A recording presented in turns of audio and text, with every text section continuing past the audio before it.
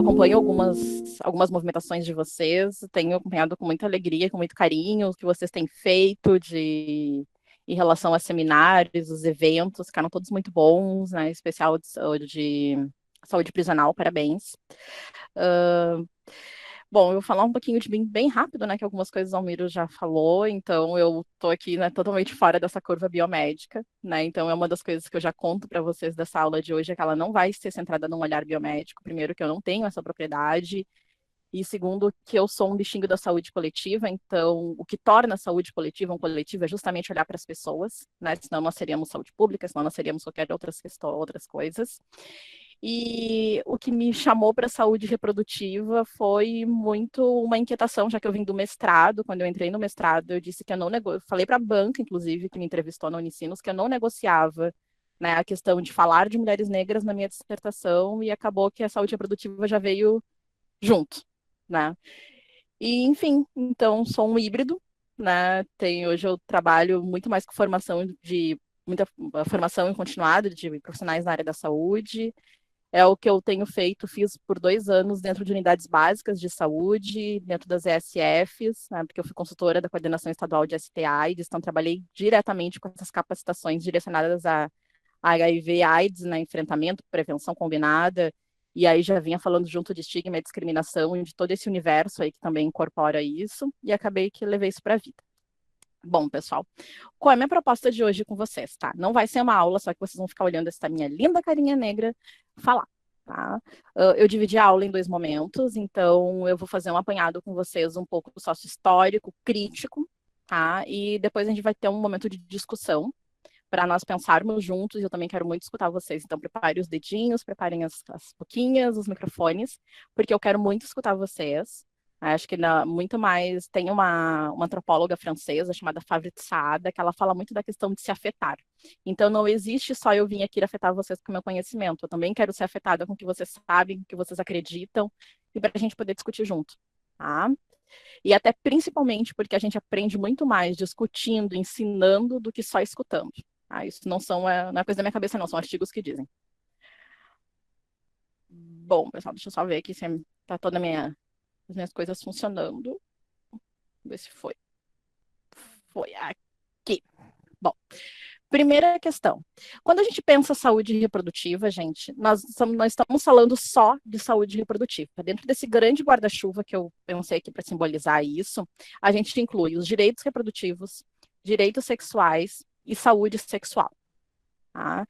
Porque não existe a gente ter uma saúde reprodutiva plena sem pensar né, sem ter as três questões junto, né, dentro desse guarda-chuva. Porque nós não somos indivíduos que têm só esse foco. Tá? E aí nós estamos falando, gente, de direitos humanos fundamentais, ou seja, eles são indissociáveis a toda e qualquer pessoa. Tá? Então, o que a gente pensa lá em trazer para a comunidade como um todo, nós estamos falando não só da nossa Constituição brasileira, mas nós estamos falando né, da Declaração Universal de Direitos Humanos, acho que agora está perto, inclusive, de fazer aniversário, se não me engano, 10 de dezembro. E aí eu trago uma primeira inquietação para pensar com vocês aqui. Eu fui cuidando um pouquinho das carinhas que entravam, quem era, quem não era, né? E aí, por que eu trago essa inquietação de são para todos? Tá? Porque a gente tem mania de pensar que quando a gente está falando, é para todo mundo, né, é porque todo mundo tem o mesmo acesso. Não, não é todo mundo que tem o mesmo acesso, e a gente vai entender o porquê que não é todo mundo que tem esse mesmo acesso. Tá? Quando eu questiono esse todos, é porque quem cria, quem quem exerce esses direitos humanos, quem fiscaliza, a gente chama, tem pessoal na área do direito que chama de um sujeito padrão. Né? E quem é esse sujeito padrão? Homem, hétero, branco, cis, né? Normalmente religioso. Então, é importante nós pensarmos que esse todos, quando a gente pensa direitos humanos, não é para todos. E quando a gente também pensa saúde reprodutiva, infelizmente, não são todas as pessoas que têm o acesso que deveriam ter. Né? Então, por isso que eu questiono quem são as pessoas que refletem, criam e aplicam esses direitos. Né? E por isso que eu também trago aqui a questão da medicina de família e comunidade ser uma categoria indispensável para garantir e fazer esses direitos serem efetivados. Porque quando a gente pensa isso, mas o que eu, a médico, tenho a ver com isso? Muito a ver com isso. né? Porque a gente eu estou falando aqui com com um nicho da medicina que tem um olhar bastante diferenciado, né? Ou pelo menos a gente parte da ideia de que deveria ter. E eu acredito que seja algo também inerente a todos os profissionais da área da saúde, desde o médico, desde o diretor de um grande hospital até a recepcionista de uma unidade básica de saúde, fazer isso acontecer. Né? E por que eu falo essa questão de todos? Aí eu começo a trazer algumas situações. Tem uns anos, eu estava justamente numa unidade básica de saúde e vinha o pessoal chegando para uma reunião que a gente ia fazer, enfim, no município aqui da região metropolitana, e uma menina contando que de manhã havia tido uma situação bem tensa na unidade. Uma menina, uma adolescente, acho que tinha uns 15 anos, chegou para pegar preservativo na unidade. E aí a gente de saúde olhou para ela e disse: Como assim, fulana? O que tu está fazendo aqui? Eu vou contar para tua mãe que tu tá pegando camisinha. Preciso dizer, perguntar para você se essa menina não saiu correndo, pegou, meteu a mão dentro do pote que ficava na recepção, pegou o que deu, saiu correndo da unidade de saúde e provavelmente nunca mais voltou. Né? Então, assim, já é notório, e tem vários outros estudos também que nos mostram que existe uma dificuldade muito grande dos serviços de saúde chegarem aos adolescentes. Ou seja, se aquela menina estava chegando na unidade básica de saúde, né, para conseguir ter uma medida, gerenciar a sua saúde reprodutiva, né, que também é uma outra questão. Adolescentes, meninas, é muito mais difícil a questão da pactuação do uso do preservativo, justamente por os meninos, né? E aí eu estou falando de uma questão heterossexual que também a gente pode pensar em expandir para a população LGBTQI+, porque é uma questão é uma idade frágil, né? E passa por uma questão de fidelidade. Né? Então, ela estava fazendo algo que é muito difícil da gente conseguir fazer com que os adolescentes confiem no serviço de saúde para buscar. É óbvio que aquela menina nunca mais vai voltar ali, porque ela vai ter medo de que a mãe dela fique sabendo. Né? Bom, e aí eu começo a entrar nos conceitos, tá, pessoal? Eles são grandes, mas eu vou, assim, ó, tentar pegar o básico de cada um. Quando nós pensamos saúde reprodutiva, esse conceito aqui atual, ele é de 95, mas ele foi cunhado primeiro em 1988, tá? Esse aqui, ele foi atualizado a partir agora eu vou falar para vocês a partir de dois marcos internacionais. Mas para a gente ter preciso, trata-se de um estado de completo bem-estar físico, mental e social em todos os aspectos relacionados com o sistema reprodutivo e as suas funções e processos, e não de mera ausência de doença ou enfermidade. A saúde reprodutiva implica, por seguinte, que a pessoa possa ter uma vida sexual segura e satisfatória, tendo autonomia para se reproduzir e a liberdade para decidir quando e quantas vezes deve fazê-lo. Tá? Então, a gente também, eu gosto muito de destacar isso, que a gente não está falando só ou de métodos contraceptivos ou de uma questão, enfim, isolada. Nós estamos falando de um todo. Tá? Antes da gente pensar em método, a gente está falando de bem-estar. Antes da gente pensar em métodos ou de tecnologias super sofisticadas, a gente está falando de como a pessoa consegue gerir ou não, né, a sua questão reprodutiva.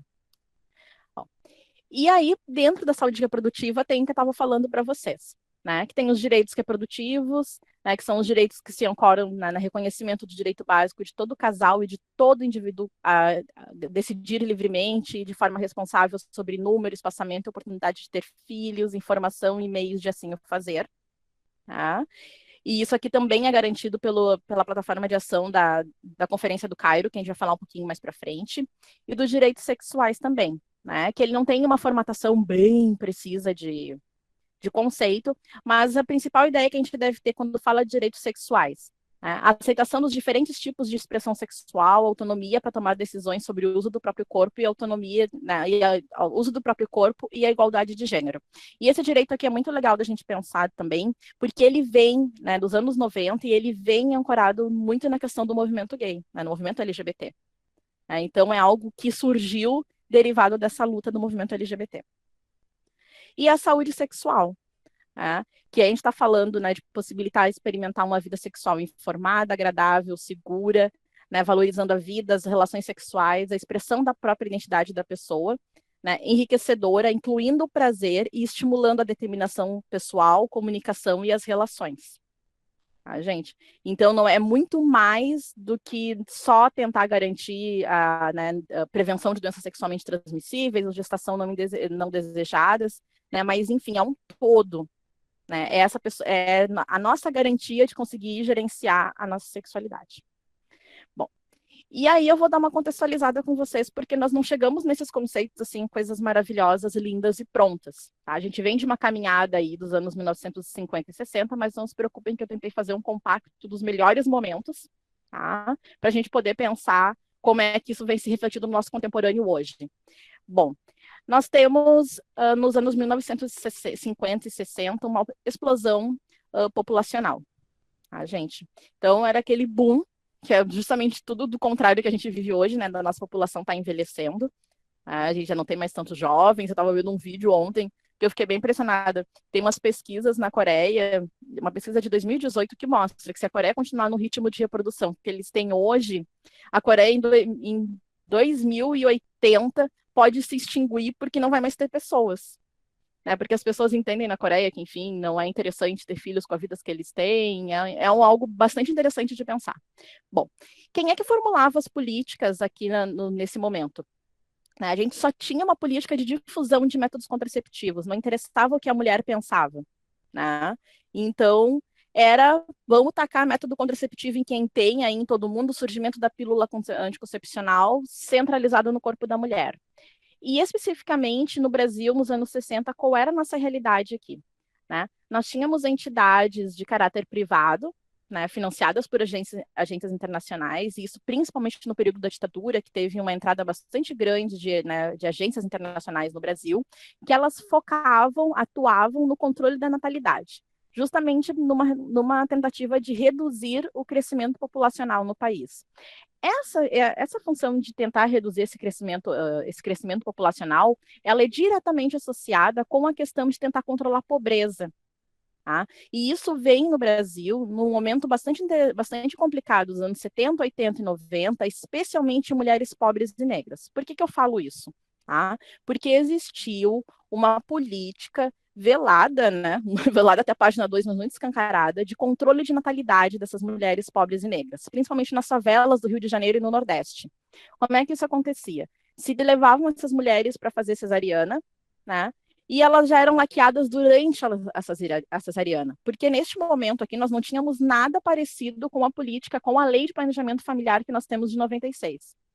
Gente, a partir dessa questão aqui que o movimento negro brasileiro feminino ele se fundamenta, é uma das principais bandeiras do movimento de mulheres negras, principalmente por isso que nós temos uma quantidade bastante expressiva de mulheres negras que já atuam nessa área, que trabalham com essa área, né?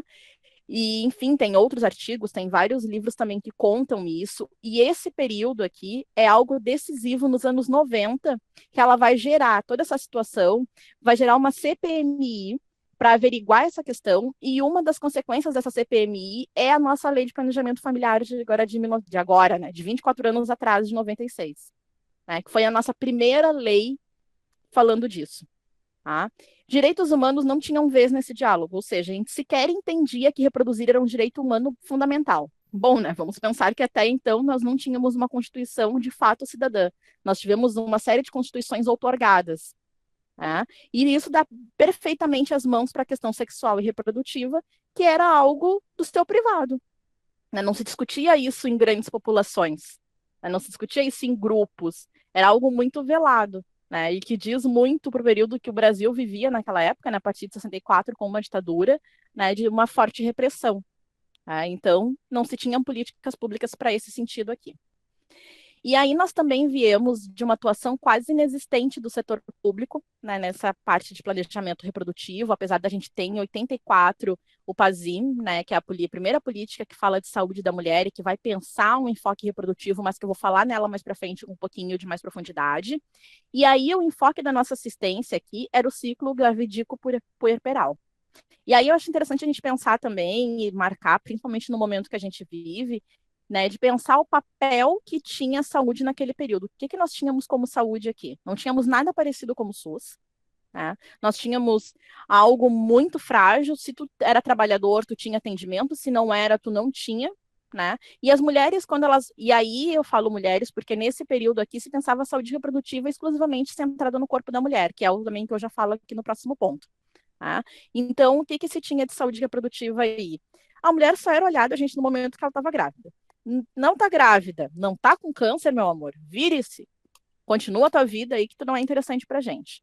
Tá? E aí eu falo de um corpo da mulher que vivia numa lógica de repressão, né? Sempre pensando em políticas natalistas, controlistas, ou seja, a gente não tinha um olhar integral para a saúde da mulher. Essa mulher não era vista como um corpo, ela era vista como um útero, tá? Que ele só era importante na hora que gestava. E que, na verdade, a gente continua vendo isso, alguns reflexos disso hoje, a gente está vendo, na verdade, um retorno dessa questão, que nós também vamos falar um pouquinho mais para frente. Então, aqui também é muito importante a questão da atuação do movimento feminista na tentativa de garantir esses direitos, porque até então a mulher aqui era um ser sem direitos e não emancipado, né? Quando a gente pensava em saúde da mulher. E aí nós chegamos nos anos 90, para mim. Tá? E aí, o que, que nós temos nos anos 90? Um ambiente macroeconômico político favorável. Quando a gente fala aqui de Brasil, nós já passamos 88, ou seja, nós já temos o SUS garantido lá na Constituição, o que não significa que não houve e não continue tendo múltiplas tensões e tensionamentos. Eu sempre gosto de falar que a reforma sanitária ela não acabou. A reforma sanitária ela é uma reforma sanitária 4.0 e que requer que a gente continue mobilizados. Né? E isso também vai se refletir nos nossos direitos. Por quê? O que tínhamos nos anos 90 também? Presença ativa desses representantes de movimentos feministas, ambientalistas e direitos humanos. Tá? E esse contexto, não só brasileiro, mas universal, ele vai se derrocar em dois grandes marcos internacionais para a saúde reprodutiva. Tá? Para se organizar a saúde reprodutiva como a gente vê até então. E aí, o que acontece? Lá em 94, nós tivemos a Conferência Internacional sobre População e Desenvolvimento, que ela ocorreu no Cairo, e que ela foi muito importante, porque foi a primeira vez que um documento da ONU falou sobre direitos de saúde reprodutiva. Foi a primeira vez que se nomeou sujeitos e grupos populacionais específicos para políticas públicas específicas. Então, a gente precisa pensar em mulheres, a gente precisa pensar em população negra, população de pessoas vivendo com HIV e AIDS e pessoas indígenas. Né? Então, aqui, a partir de 94, no Cairo, que a gente rompe de fato com a questão de combater pobrezas e desigualdades, né? Tentando controlar o nascimento de pessoas. Porque era isso que a gente tinha no Brasil e no mundo até então. Né? Justamente tentar diminuir pobreza com controle de natalidade forçado, com políticas natalistas. Né? E então, isso se derivou numa conferência com 179 países, com mais de 10 mil participantes. Tá? E aí, como eu falei para vocês, a partir da Conferência do Cairo, que políticas foram desenhadas, né, e a nossa lei aqui de planejamento familiar, ela é uma consequência não só da CPMI, que começou a correr aqui em 93, 94, né, para averiguar esse processo. E uma das mulheres mais atuantes ainda vivas desse processo foi a Benedita da Silva, que na época, se não me engano, era deputada federal, não, estadual no Rio de Janeiro. Né, e é um nome muito importante para toda essa questão. Acho que a gente tem que, independentemente de partidarismo, né, política, é tudo, isso aqui é política, eu estar falando aqui com vocês é um ato político. Tá? Então, a gente pensar e tentar entender como é que isso aconteceu. Né? E foi um marco brasileiro também, porque foi a primeira vez que o Brasil mandou representantes né, enfim, da sociedade civil que não eram pesquisadoras. Né? Ou seja, a gente tinha mulheres que viviam com isso, que de alguma maneira conseguiram chegar num movimento social organizado e que conseguiram se credenciar para ir para o Cairo lutar por esses direitos. Né? Eu me atrevo a falar, e acho que é uma questão muito, né, particular da história do Brasil, que nós não somos acostumados a conquistar direitos. Né? Os direitos no Brasil eles são construídos de maneira muito vertical. Vem o governo federal, lá o poder central, ele delibera uma política. Né? E aí a gente está muito acostumado, não está acostumado a passar por esses momentos.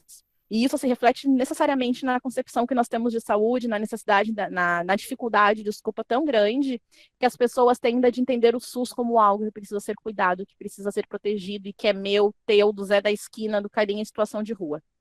Tá? E aí nós temos uma segunda conferência internacional, que é a Conferência Mundial da Mulher, sobre a Mulher, que ela ocorreu em Pequim, né? E aí a gente reafirma o que foi estabelecido no Cairo e ainda se dá mais um avanço para a definição de direitos sexuais e reprodutivos como direitos humanos. Né? Então, que a gente entende que isso é inerente à pessoa, é inegociável, em tese, como eu falei para vocês, todos deveríamos ter acesso, mas a gente sabe que, né, fica difícil de ter acesso, enfim, né, por toda aquela questão lá que eu já tinha refletido com vocês. Pessoas, todo mundo bem aí, todo mundo vivo, ninguém morreu de tédio, alguma dúvida? Estão Sim, tá todos tudo certo. comigo? Tá, eu sei que nós somos mais aqui, 38, quase 40 pessoas, enfim. 42 pessoas. Pois então, não me deixem, não me preciso de vocês. A gente. E aí nós temos os nossos marcos nacionais, né? Ok, Melissa, ótimo. Então nós temos aqui, tá? Que eu já falei para vocês que em 84 surgiu o PASIM, né? Que foi esse programa de assistência internacional à mulher e que é algo histórico para o Brasil, tá? Que bom, Luísa. E aí nós temos a Constituição de 88, né? Que é a nossa Constituição Cidadã. Nós temos a Lei 9.263 de 1996, que regulamenta o planejamento familiar. E aí, em 2004, nós temos uma nova política, né, que ela fala de não de assistência, mas de atenção. E é bom, é sempre interessante a gente olhar para essas palavras, porque quando a gente fala de política, quando a gente fala de, enfim, não só de política, políticas de saúde, mas de política, o ato político, é muito interessante a gente olhar os termos, porque ele diz com quem é que nós estamos comprometidos. E aqui, quando sai assistência para atenção, né, nós estamos olhando para essa mulher de novo como, de verdade, um todo. Tá? E aí nós temos uma política nacional de direitos sexuais e dos direitos reprodutivos de 2005. Uma perguntinha, todo mundo aqui já leu alguma vez ou já ouviu falar alguma vez na vida nessa política nacional dos direitos sexuais e direitos reprodutivos? Abram seus Eu microfones, grita nunca ouvi assim. falar.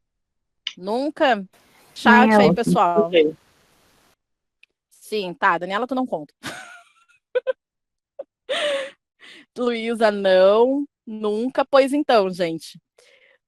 Meu Jesus abençoado. Nós temos uma longa missão aí pro ano que vem, então, e para esse ano. Então, gente, assim, ó, antes que isso seja descontinuado de alguma forma, baixem essa política, leiam essa política. Ela é muito importante, tá?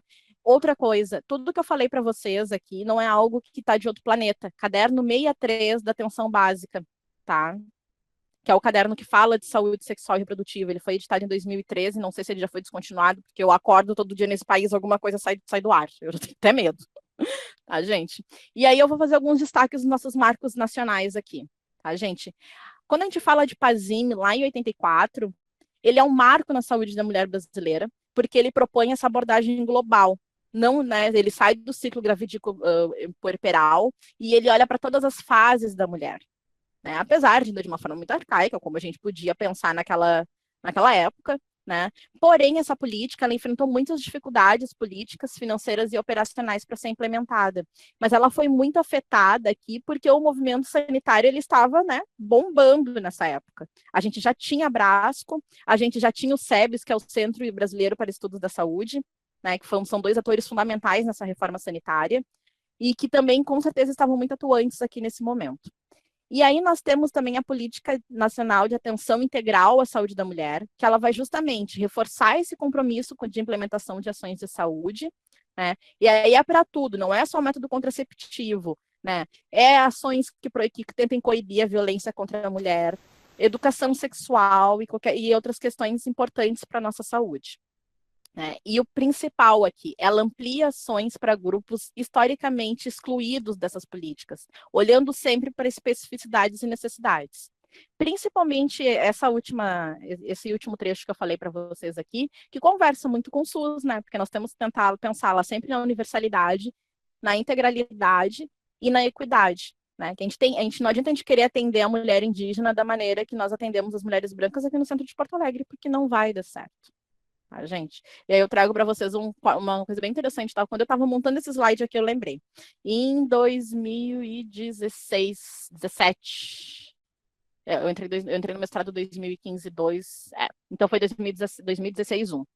Eu lembro que eu estava em algumas movimentações com a minha então orientadora, junto com o GHC, o Grupo Hospitalar Conceição, aqui em Porto Alegre, e eu lembro de alguém do Conceição nos falando que eles estavam recebendo um número muito grande de mulheres indígenas indo no momento do parto para o hospital. Mulheres que até então pariam na aldeia, beleza. Só que a gente tinha um problema, a gente começou a ter um problema aí. Porque como essas mulheres não falavam português, agora eu não lembro qual etnia que era, não falavam português, então essas mulheres acabavam sendo encaminhadas para cesariana diretamente. E aí acabavam que era um ciclo vicioso. As mulheres faziam mais cesarianas, os bebês nasciam com intercorrências, elas tinham que ficar mais tempo no hospital, né? E aí era uma coisa interessante, que uma vez eu lembro que um dos enfermeiros estava com a gente nessa ação, até comentou. Um dia eu cheguei, tinha no quarto, tinha uma mãe dormindo embaixo do bercinho do bebê. Porque para a etnologia indígena desse grupo indígena, tinha alguma questão com o espírito do bebê, não podia, né? Ele não podia dormir num berço, tinha que dormir numa rede. E aí eles conseguiram improvisar uma redezinha no berço do bebê para ela não precisar dormir embaixo no chão. Né? Então é justamente por isso que eu trago essa questão de equidade. Eu gosto muito de contar essa história, porque são esses pequenos olhares que a gente consegue, muitas vezes, fazer garantir um direito, tá, gente? Bom, e aí nós temos a Política Nacional de Direitos Sexuais e Direitos Reprodutivos. E por que ela é um marco? A gente começa a pensar política pública fora das política pública direcionada para direitos sexuais e direitos reprodutivos, fora de políticas voltadas para a saúde da mulher. Né? Quando a gente pensa em população LGBTQI+, aí isso é um marco muito importante. Né? E o que essa política propõe? Incentivar a implementação de atividades educativas em saúde sexual e reprodutiva para usuários do SUS, capacitar os profissionais da atenção básica em saúde sexual e reprodutiva, e entre outras questões. Tá? E agora, gente, como é que nós estamos? Num retrocesso. Todo mundo bem aí? Todo mundo comigo? Alguma dúvida? Falei muito rápido de alguma coisa? Tudo certo, gente? Todo mundo bem? Beleza. Bom, pessoal, estamos num momento de muito caos e pânico na discoteca. Por quê? Desde 2019, e na verdade o ano de 2019, foi o ano que mais cresceu o número de projetos no Congresso Nacional contra o aborto legal. Não, Carolina não está aqui proclamando e dizendo todo mundo tem que ter, né? Todo mundo pode abortar. Não. Tá? O que eu quero dizer para vocês aqui, que em 2019, dos 43, não, 28 projetos que foram protocolados que tinham o termo aborto, 12 deles era diretamente ligado à questão do aborto legal. Pela reportagem que eu li, isso dava, em média, 12, parece, por cento. Não, mais até, 43% dos projetos. Né? O que é muito preocupante. E também, ano passado, a gente teve esse projeto insano deste cara chamado Fernandinho Holliday, tá? Que é um troço sobrenatural. Eu, inclusive, indico para vocês que vocês deem um Google e procurem Projeto Aborto Legal Fernandinho Holliday. Ele vai aparecer para vocês. A minuta do projeto, gente, é uma esquizofrenia total e completa. E eu ainda estou ofendendo os esquizofrênicos. Por quê? Ele dificulta a realização de interrupção dessa gravidez. Tá? E aí, o que ele passa a requerer? Tá? Ele quer que exista um alvará judicial para essa mulher poder fazer o aborto no serviço de saúde. Pensem nisso, tá? A nossa justiça lerda do jeito que é, com o aborto tendo todas as singularidades que ele tem, né, de momento de ser feito, enfim, tá? A criatura não pode ter esse acesso, ela tem que ter um alvará judicial assinado por um juiz, tá? Outra questão também que tinha aqui que foi horrível, a questão da mulher, antes do aborto, ela teria que ver um vídeo contando todo o que ia acontecer e fazer uma ultrassom para escutar o coração do bebê. Tá? Era isso. E aí as mulheres que não coadunassem, que não concordassem com isso, ou que tivessem alguma outra questão, aí a internação psiquiátrica. Ou seja, mulheres brasileiras, se elas passam por uma situação de violência, ou ela tem um feto anencéfalo, nós somos loucas, nós temos que ser internada, porque nós não podemos acessar um direito. Né? Porque a mulher no Brasil, a população brasileira não tem um segundo de paz. Se tu é mulher, tu não tem nem meio, porque eles estão tentando garfar o teu direito. Tá? E é assim, gente, e aí eu digo para vocês aqui, eu até estava, antes de eu organizar isso, exatamente, Joana, um ódio sobrenatural. E eu fui recuperar isso, porque esse ano nós também tivemos uma outra questão bastante séria com o aborto. Né? E aí eu gravei um programa, se não me engano, foi até para Unicinos que eu gravei, e eu fui recuperando essas informações. Essa lei aqui anterior, esse projeto de lei aqui do Fernandinho Holliday, eu lembro que uma defensora pública estadual de São Paulo, ela chegou a falar quantas leis isso violava. Tá? Isso viola a nossa Constituição brasileira, lá no nosso artigo 6º, Direitos Fundamentais à Saúde, Educação, Cultura e parará, parará, parará. Nós somos signatários de várias coisas, né? Inclusive a própria Carta do Cairo, nós somos signatários, a própria publicação decorrente da convenção ali da China, né, de Pequim, a Carta de Pequim, nós somos signatários. Nós somos signatários da Convenção de Belém do Pará, que é uma convenção que foi em 94 também, em busca para diminuir, né, para enfrentar e reduzir a violência contra a mulher. Nós somos aí em todos os ODS, né, que são os Objetivos de Desenvolvimento Sustentáveis da ONU, que também incluem isso. Ou seja, quantas coisas nós violávamos, que nós somos signatários além da nossa própria Carta Magna, porque um cara bitolado resolveu que ele tinha que mudar a lei de acesso ao aborto. Tá? Principalmente, tá, gente? Não é porque somos mulheres, no caso eu negra, que a maioria é branca, ensino superior completo, com grana ou sem grana. Com momentos de crise, o primeiro direito a ser grafado são os nossos, tá? E aí, pensando por um viés de interseccionalidade, se for uma mulher indígena, mais ainda, uma mulher negra, mais ainda, uma mulher lésbica indígena, mais ainda, uma mulher trans indígena, mais ainda, um homem trans também, são sempre os nossos, sempre quem não é sujeito padrão é quem dança nesse baile primeiro. Tá? Então vamos sempre estar alertas. As nossas escolaridades, os nossos nomes não são garantia de absolutamente nada. Tá? E aí o que nós temos aqui? O governo brasileiro, com bases em noções religiosas ultraconservadoras, nos coloca em situações muito complicadas. A gente só está passando vergonha na ONU e no planeta Terra no geral. Tá? Eu lembro que tem uma amiga minha da Unicinos que ela está num convênio, gente, num convênio com uma universidade da Turquia. Tá? Turquia é um país muçulmano, um país bem delicado também.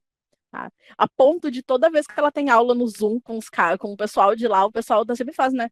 Poxa, tá meio difícil para vocês, né? Ficamos sabendo aí que aconteceu mais uma coisa. Ou seja, a Turquia, que é um país muçulmano e bastante restrito para várias coisas, consegue tirar onda com a nossa cara, tá? Dizendo numa questão muito, né, numa colocação assim, muito popular, né? Então, o que nós temos aí visto, tá? O Brasil se posicionando contra o aborto em questões básicas, né? Questões que já eram discutidas, garantidas para nós, tá? Evita as discussões na ONU contra a mutilação genital. Sim, o Brasil discorda das coisas mais ridículas. Nossos diplomatas trancam os projetos porque eles não querem discutir isso, tá, gente? É horrível.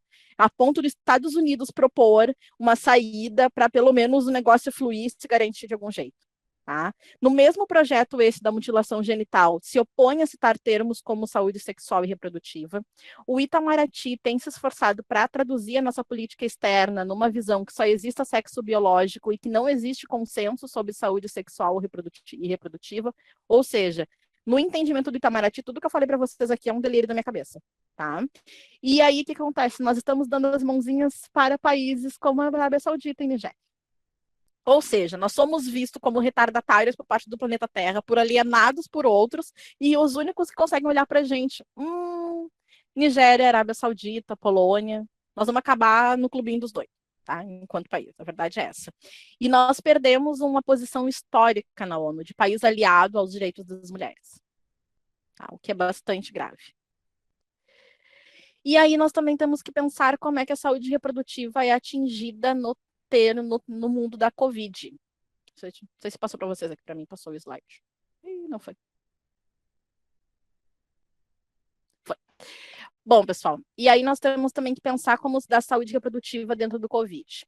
Tá? Isso aqui é uma publicação, um site, da verdade, né, de uma ONG, Direitos Humanos, enfim, internacional, e que ela fala, Brasil, proteja os direitos sexuais e reprodutivos durante a pandemia. Porque nesta data aqui, neste período, nesses dias, foi publicada uma nota pelo Ministério da Saúde, na época, pela Coordenação de Saúde da Mulher, mais acho que umas 2, 3 coordenações, publicaram, né, uma nota, como eu trouxe aqui grifado para vocês, para garantir, para manter os serviços sexuais de saúde sexual e reprodutiva, visando, né, evitar esses danos importantes e irreparáveis à saúde integral das mulheres. E que a gente sabe que já não é só a saúde integral das mulheres, mas enfim, saúde da população no geral. Né? E aí eu falo de população no geral, porque daí a gente também para poder tentar contemplar a população LGBTQI. Tá? E aí essa nota, tá, que listava esses serviços, falava sobre isso, a importância de manter esses serviços abertos, por quê? Aí só fazendo um parênteses que eu acho legal para situar vocês. Essa nota foi expedida muito provavelmente porque começaram a sair notas e reportagens nacionais falando de serviços ligados à saúde reprodutiva, colocação de DIU, laqueadura que foram sendo interrompidos durante a pandemia. Né? Então, essa nota visava estimular os municípios e estados a incorporar esses serviços como serviços essenciais. Né? Os serviços de atendimento para vítimas de violência sexual, acesso à contracepção, em especial a contracepção de emergência, pensando também em prevenção e tratamento das ISTs e o abortamento seguro para os casos previstos em lei. Tá? Resumo da obra, gente. Esses servidores foram, né, todos, eles não foram demitidos, mas eles foram exonerados dos seus cargos, né? Eles não são mais coordenadores das 3 políticas que assinaram isso. Se isso não é perseguição, o que é mais? E aí eu trouxe mais algumas coisas de alguns artigos para a gente refletir isso junto, tá? Eu fui lendo alguns artigos, alguns ensaios, na verdade, né, que foram saindo nos cadernos de saúde públicas e outras revistas importantes brasileiras e também internacionais, né? Que pensando a pandemia dentro, né, a saúde reprodutiva da população brasileira dentro da pandemia, se nada for feito, né, para mulheres de baixa escolaridade, elas são mais sujeitas à infecção e também às gravidezes não planejadas e todas as questões negativas que isso pode trazer para a questão materno-infantil. Né? Ou seja, a Sociedade Americana para a Contracepção de Emergência já reconhecendo que as nossas respostas governamentais em relação à promoção de saúde reprodutiva e sexual são insatisfatórias. Né? A gente está sempre passando um vexaminho, uma vergonhinha. Né? Dados da OMS indicam que só entre março e início de início de setembro, tá, a região das Américas, só em 2020, concentrou 400 mortes maternas. 200 dessas mortes são nossas e do México. Ou seja, nós tivemos um aumento bastante significativo em morte materna esse ano, pensando no cenário de Covid. E o porquê disso? Né? A descontinuidade dos serviços de saúde, a carência de recursos econômicos, a gente está numa crise sanitária e econômica ferrada, a não inclusão da saúde materna, neonatal, reprodutiva como um serviço essencial, além das próprias desigualdades que já, né, carregamos históricas, pensando de renda, raça, acesso, localização. Né? E aí eu trago um exemplo, eu gosto de falar bastante desse exemplo, é um exemplo velho, mas eu gosto de falar nele bastante. Eu moro na zona sul de Porto Alegre, tá? E eu moro a uns 20 minutos da Restinga, tá? E a Restinga, o hospital mais perto, tirando o hospital da Restinga, que não é habilitado para parto, se não me engano, é a Santa Casa, é a maternidade de Maritota. Tá? Ou seja, se uma mulher em trabalho de parto, se ela vai usar um serviço público, ela tem que sair aqui da Restinga da Zona Sul e ir até o centro, na Santa Casa e na maternidade de Maritota. Com Covid, bombando do jeito que tá. E aí vamos pensar que essa mulher pode não ter dinheiro para pegar um Uber, ela vai ter que pegar um ônibus lotado, por exemplo, nesse horário, que ó, Restinga bomba.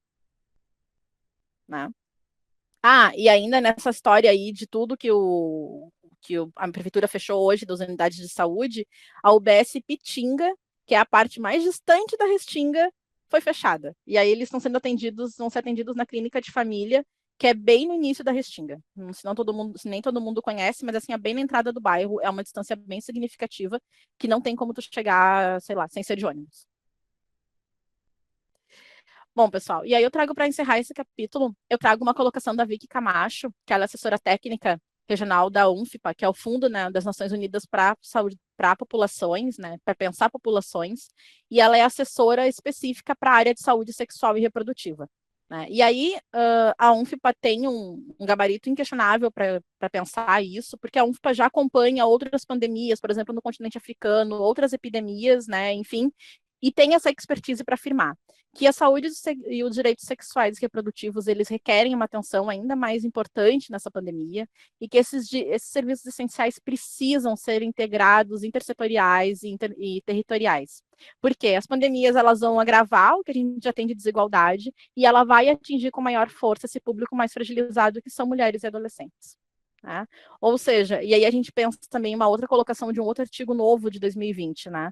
Que quando a saúde reprodutiva, saúde sexual e reprodutiva, ela já é afetada, né, em qualquer momento de mais gravidade, mais fragilidade no mundo, ela já é afetada. Mas no nosso caso brasileiro, que ela já é frágil, ela é mais afetada ainda, e essa atuação é negligenciada ao invés de ser, né, considerada um serviço essencial. Ou seja, tudo que está acontecendo coloca a nossa saúde sexual e a nossa saúde reprodutiva entre uma das piores do mundo nesse momento. A gente está fazendo tudo o que não é para fazer. A gente. Todo mundo vivo? Todo mundo bem? Todo, né? Alguma dúvida? Vocês estão aqui, não dormiram? Todo mundo Tudo bem. certo? Todo mundo bem? Tá bom, pessoal. Então, pessoal do chat também, se quiserem se manifestar, tudo certíssimo, Laura. Beleza. Gente, então eu propus uma coisa um pouquinho diferente aqui para vocês, tá? Porque eu acho muito chato eu vir aqui só ficar eu falando, né? E também porque eu queria compartilhar um pouquinho com vocês o que eu já tenho escrito na área, tá? Eu publiquei meu artigo de mestrado desse ano, né? Na revista Gênero da Universidade Federal Fluminense. Então, quem quiser, dê uma lidinha, mas eu também depois, quando eu atualizar todas as referências da aula aqui para disponibilizar para vocês o PPT, eu posso enviar o artigo junto, o PDF. E aí eu trouxe para vocês aqui para a gente refletir a partir de uma produção, né? A minha. Gente, eu tô meio curvada porque a minha gata tá tentando derrubar todas as minhas coisas, tá? Só por isso. Esta elementa aqui, tá tentando derrubar minhas coisas. Furiosa. E então, para a gente poder refletir um pouco, eu trouxe também alguns outros dados mais contemporâneos, porque o meu campo é de 2016. Então, para a gente poder pensar junto aí o que está acontecendo. A Patrícia, ela é uma querida, mas hoje ela está de mau humor na vida. Bom, pessoal, esse aqui é o meu artigo, tá? Trajetórias reprodutivas femininas e produção de cuidado em saúde orientada às gestantes na cidade de São Leopoldo, um olhar interseccional, né? Meu e da minha orientadora maravilhosa, perfeita, musa, incrível, Laura Cecília Lopes. E não é puxa-saquismo, não, mas eu tenho uma relação muito privilegiada com ela e eu quero que todos vocês possam ter orientadores como eu tive com ela na vida. Sério, assim, a melhor relação incrível. Eu acho que já tem uns 7 anos que eu oriento com ela entre TCC e mestrado. Bom, pessoal, eu dividi da seguinte forma, tá? Eu trouxe alguns enxertos mesmo da dissertação, trouxe alguns trechos das mulheres falando e eu trouxe alguns outros dados já mais contemporâneos, tá? E aí, para facilitar a nossa dinâmica aqui, quando tiver este megafone maravilhoso e lindo, é que eu quero escutar vocês, tá? O que que vocês acham? O que que vocês pensam? O que que vocês têm dúvida? O que que vocês acham que pode estar corroborando para isso aí? Que de repente vocês já nas suas trajetórias já viram em outros lugares que vocês passaram, né? Eu sei que nós não estamos todos aqui exclusivamente no Rio Grande do Sul. Então, principalmente, né, principalmente todos vocês, todos aqui, os 40 e poucos envolvidos, se manifestem de algum jeito, tá bom? Por favor. Bom, pessoal, eu vou só dar uma lidinha aqui rápida, tá, para vocês. Já a Márcia, 16 anos, negra, grávida pela primeira vez, morava com a mãe, que trabalhava de diarista, e a irmã, que estava prestes a casar e se mudar. Ela referiu ter abandonado os estudos porque não conseguia mais estudar no turno da noite, pois era quando ela sentia mais cansaço. E aí eu faço um parênteses aqui, né? Que no fim eu acho que eu fui bem cara de pau, né? Que eu não contei nem para vocês qual era o meu objetivo geral com o artigo. Desculpa, tá, gente? Mas o que que eu pensei, qual era o nosso objetivo geral aqui com o artigo, tá? Pensar as trajetórias reprodutivas das mulheres, né, que moravam nesse bairro em São Leopoldo, né? Pensando como classe, raça, gênero, idade, elas podem se interseccionar nessas trajetórias reprodutivas e também pensando a produção de cuidado, tá? Mas eu trouxe aqui coisas bem específicas. O artigo, como ele é um artigo qualitativo, né, um artigo etnográfico, ele é um pouquinho maior do que a gente está acostumado a ver na área da saúde, então eu também não ia me alongar muito aqui, para a gente poder ter tempo de conversar. E aí eu trago um enxerto da Márcia mesmo falando. A gente namorava antes, escondido, daí a gente tinha terminado. E daí, 4 dias depois, eu descobri que estava grávida. Na verdade, foi a minha mãe, a menstruação dela vinha, a minha vinha primeiro e a dela vinha depois. Daí ela desconfiou. Aí eu fui no médico. No começo eu fiquei com bastante medo por causa da gravidez, mas daí depois que a minha mãe descobriu e meu pai descobriu, parece que eu fiquei mais tranquila, mais calma, né? E essa situação aqui da Márcia foi bastante interessante, porque assim, para eu conseguir que ela me contasse isso aqui, eu tive que botar todo mundo pra rua. Eu tive que botar a irmã, eu tive que botar a gente de saúde, tive que botar uma galera pra rua. Eu disse, não, vamos dar uma volta aí. Eu fechei com ela, em 15 minutos ela me contou tudo que eu queria saber na entrevista, respondeu meu roteiro super de boas, porque ela recebia uma pressão muito grande em relação, porque ela era muito novinha, então como é que ela gestou tão nova, que irresponsável, todo um julgamento. E aí eu trago uma informação aqui bem interessante, tá? Que ela informou, ela mencionou que até ficar grávida, ela nunca tinha passado por um atendimento ginecológico ou aconselhamento sobre métodos contraceptivos, que também declarou nunca ter usado. Tá, gente? E aí eu trago algumas informações mais recentes aqui, tá? A taxa de gestação na adolescência no Brasil hoje é 400 mil casos ano. Tá? Abandono escolar.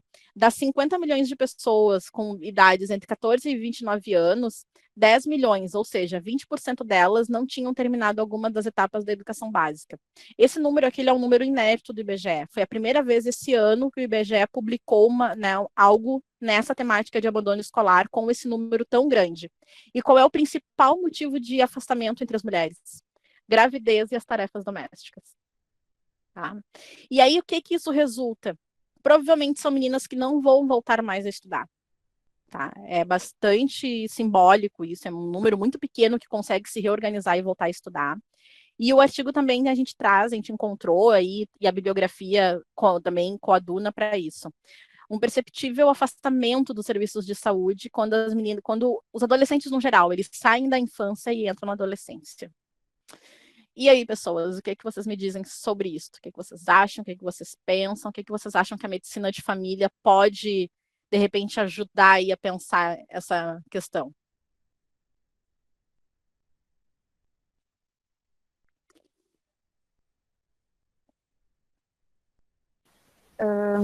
Eu acho que um dos principais pontos da medicina de família é a longitudinalidade, né? Então, o ideal, que muito não acontece, seria o mesmo médico de família acompanhar né, mesmas pessoas de um determinado lar durante todo o tempo de vida, né? Então, o ideal seria, e seria importante com o médico de família, é não ocorrer esse afastamento do serviço de saúde, né? Quando a gente acompanha a mulher grávida, a gente deveria depois ficar acompanhando a criança e a adolescente para que ela saiba, né, desde sempre sobre métodos contraceptivos, sobre educação sexual, enfim, para não ocorrer isso que aconteceu com a Márcia? Isso. Dela nem saber da existência, né, nunca ter usado e tal. É bem preocupante, assim, e é uma realidade, né? Muitas vezes a gente vê, assim, que às vezes sabe que existe, mas não sabe usar, enfim. Isso. E é também o que a Alice falou aqui, né? Parece que isso se encaixa bastante com o que eu falei no início, no começo da nossa conversa aqui, né? Da guria que foi super julgada por querer buscar um preservativo. E tem muito isso, assim. E, gurias, assim, só pra gente eu dar um contexto também melhor para vocês, né? Uma coisa bem interessante, dessa equipe aqui, que eu convivi bastante com a equipe na unidade de saúde, né? Eu comecei buscando, enfim, a partir da unidade de saúde da ESF, os agentes de saúde que me apresentaram essas mulheres, mas eu nunca, em momento algum, em 3 meses que eu fiquei acampada na unidade básica, eu ia lá pelo menos 3 vezes na semana, acompanhava consulta, acompanhava a sala de espera e fazia as minhas entrevistas, eu não consegui conversar com o médico de família, né? Naquela época era um médico, era do Mais Médicos, ele não era brasileiro, mas as meninas, assim, as gurias que eu entrevistei, gostavam muito do atendimento deles. A unidade intercalava sempre. Um mês o pré-natal era com ele, um mês era com a enfermeira. Eu acompanhei as consultas da enfermeira, tanto de pré-natal quanto de, enfim, de método de planejamento familiar, enfim, de método contraceptivo. Tá? Então, eu também fiquei pensando assim, bah, como é que daí que eu, né, na minha cabeça de cientista social, como é que a medicina de família podia, de repente, né, tentar colaborar com isso? E eu fiquei pensando, vocês têm uma vantagem quando a gente fala vocês, não sei a idade de todo mundo aqui, mas de estar, às vezes, muitas vezes, ser mais jovem, né? E da gente também tentar pensar como é que essas mulheres, né, tinham esse contexto de vida aí, né? E, enfim, como é que elas podiam agir, né? E tudo mais. Então, de tentar sempre, né, não é que botar os nossos valores ali julgando, mas pensar como é que as nossas vivências também podem ser um fator além para auxiliar essas mulheres, né? Enfim, essas pessoas que buscam esse método e que muitas vezes a gente não buscam, mas não conseguem chegar no serviço de saúde, entendem? Bom, a segunda questão aqui é uma questão do DIU, tá, gente? O DIU, ele apareceu aqui como... Vou trago aqui para vocês. A Brenda foi a única que mencionou o uso do DIU e a entrevistada com maior escolaridade e melhor condição social. Era a única empregada e a sua ocupação como agente de saúde lhe permitiu acesso a informações e a garantia de direitos. Ela referiu que já conhecia o método, e perguntou para a ginecologista, mas que isso não foi oferecido no serviço de saúde que ela ia. A Brenda era agente de saúde daquele bairro ali. Né? E aí ela fala aqui, eu usei DIU durante 9 anos, depois que eu tive meu primeiro filho. Aí eu retirei para gestar mesmo. Daí o tempo que eu fiquei fazendo os exames pré-concepcionais, fiquei usando comprimido. Dei um período de 8 a 9 meses usando comprimido, depois parei para gestar. E aí eu trago algumas outras informações, que já pelo horário eu vou tentar dar uma resumidinha aqui, que eu me expandi demais. Ressaltamos que, independentemente de situações por elas avaliadas, como de planejamento ou falhas na anticoncepção, percebemos uma ênfase na responsabilidade feminina para o uso de métodos após a união conjugal heterossexual, em consonância com a atuação da equipe de saúde. E aí, pessoal, o que vocês me falam disso? Essa centralização no corpo da mulher, o que vocês pensam, o que vocês acham que dá para fazer diferente, como é que a gente pode chegar nesses homens que não vão nas unidades básicas de saúde? Acho que seria meio que, eu não digo uma campanha de sexo seguro no centro da cidade, sabe? Eu acho que muitas coisas no centro da cidade de hoje não funcionam. Eu moro, eu moro no interior do Rio Grande do Sul, né? Mas é uma cidade assim, referência.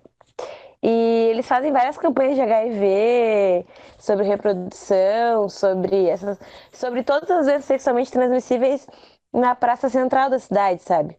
E, cara, isso atinge todos os meus amigos brancos que moram no centro, tratamentos ok, e aí eles estão sempre fazendo teste de HIV e estão sempre em camisinha. Mas eu moro na periferia tipo, nunca tem essas campanhas aqui, sabe? Eu acho que isso seria um ponto importante pra mim. Outro ponto importante pra mim seria a fácil difusão do uso do anticoncepcional, sabe? Eu sei que é difícil hoje, é errado, na verdade, centralizar o método, o contraceptivo na mulher. Eu concordo que seria melhor nos homens, até porque é mais fácil nos homens, do que nas mulheres em questões hormonais. Mas eu acho que é muito difícil hoje uma mulher conseguir um anticoncepcional no posto de saúde, sabe? Até porque, tipo, no bairro onde eu moro, a minha tia é agente comunitária de saúde. Tipo assim, ó, se eu fosse no posto pedir um anticoncepcional, a minha Dinda saberia que eu pedi um anticoncepcional, sabe? É muito difícil num bairro periférico tu manter um certo sigilo hoje. Porque são várias pessoas que tu conhece, às vezes a técnica de enfermagem, a enfermeira do posto é do bairro, essas coisas assim. Os agentes de comunidade de saúde têm que ser do bairro, sabe? Então isso é muito difícil. Então eu acho que se tivesse uma maneira mais fácil de tu conseguir esse anticoncepcional ia facilitar bastante, assim. Verdade. Qual é o teu nome? Júlia. Júlia, é realmente isso, sabe? E aí vem muito de encontro aqui, o que eu também destaquei nesse outro artigo aqui, que já é antigo, mas que é horrível a gente pensar, né? Que os homens, eles participam, se sentem mais responsáveis da gestão da contracepção, se há uma relação que eles consideram séria ou se eles estimam, se eles têm algum afeto pela parceira sexual.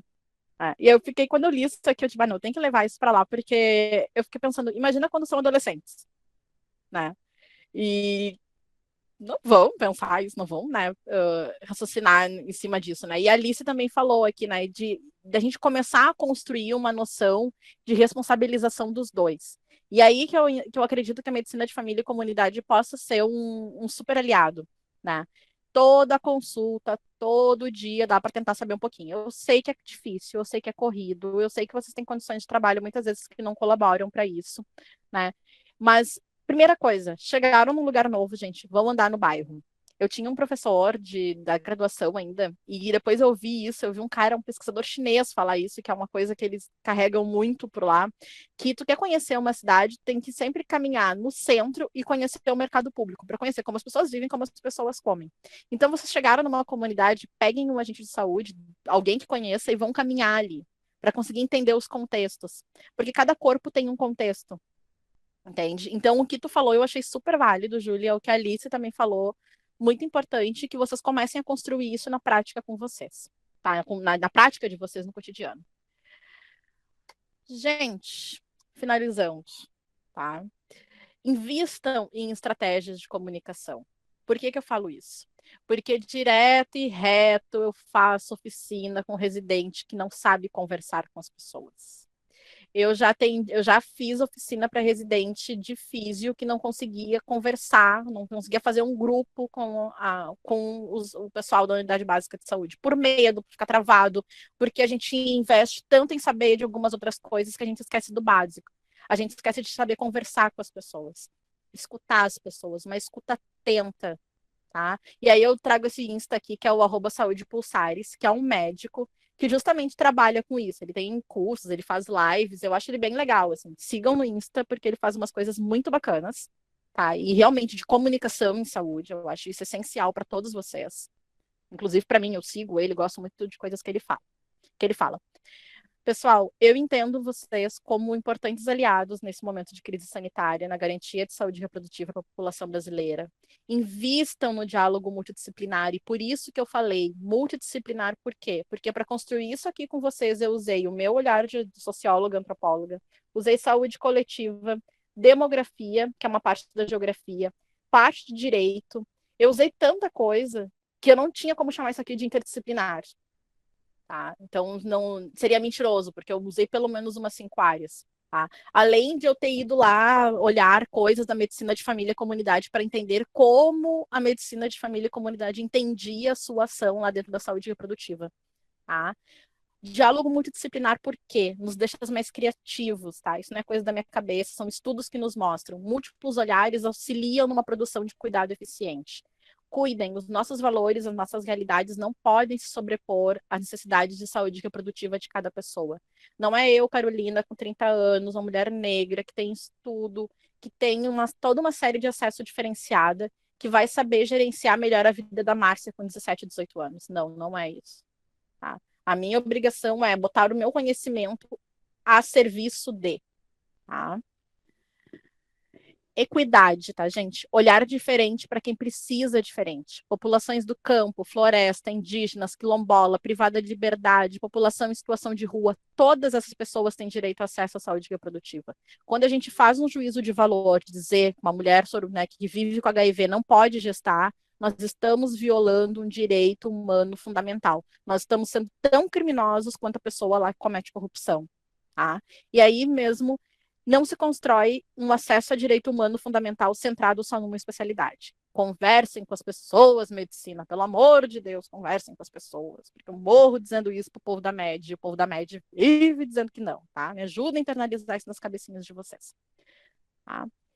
E jamais se esqueçam, tá? Saúde reprodutiva a gente faz para pessoas, a gente não fala só de camisinha, a gente não fala só de método contraceptivo ou de laqueadura, de qualquer outra coisa. É para todo mundo, é para pessoa idosa, é para o cara que está em situação de rua, é para mulher indígena, para pessoas com deficiência. A gente peca muito nesse diálogo, tá? Homens, principalmente, vou fazer um comentário bem rapidinho aqui no final com vocês, tá, gente? Dados sobre HIV saíram ano passado, não, né? Semana passada, no 1º de dezembro.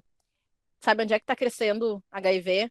Homens 15 a 19 anos, 20 a 24 anos e acima de 60 anos. Tá? Em 10 anos, esse número cresceu entre jovens 60% a 74%, e em idosos, em 10 anos, cresceu mais de 100%. Tá? Vamos nos manter atentos, porque nós já temos uma mortalidade entre jovens negros horrorosa. A gente não precisa de mais uma coisa para nos matar. E nós somos um país envelhecendo. Tá? Então vamos ter muito cuidado com a população idosa, né? Não é porque as pessoas fizeram 60 anos, elas morreram, elas pararam de transar, tá, gente? De resto, meus amores, muito obrigado. Eu espero que eu tenha colaborado para a formação de vocês. Me sigam no Insta, tá? Insta de pessoa normal, tá, gente? Eu também posto merda, também posto coisa séria, eu posto foto, eu posto TBT, é tudo normal, tá? Me sigam lá, se fizerem alguma coisa, quiserem me perguntar, me chamem no privado, tá? Eu agradeço muito o convite, estou muito feliz. Eu tava nervosa, a gente estar com vocês, tá? Então, muito obrigada. Nossa, Camila, tua aula foi incrível, muito obrigada. A gente teve a honra de ter uma palestra contigo hoje, excepcional, assim, fora do Ai, que normal. bom. Achei o tema muito interessante, acho que todo mundo da Liga amou. Eu espero que a gente possa fazer outro encontro, né, para falar sobre outros direitos reprodutivos, que a gente fica se prendendo muito nessa coisa básica de reprodução, laqueadura, camisinha, etc. Mas é isso, pessoal. Encerramos então a última aula da Liga do ano. Espero que todos vocês tenham adorado, assim como eu também. E é isso, a gente se vê no próximo ano e vamos convidar a Camila para mais uma aula.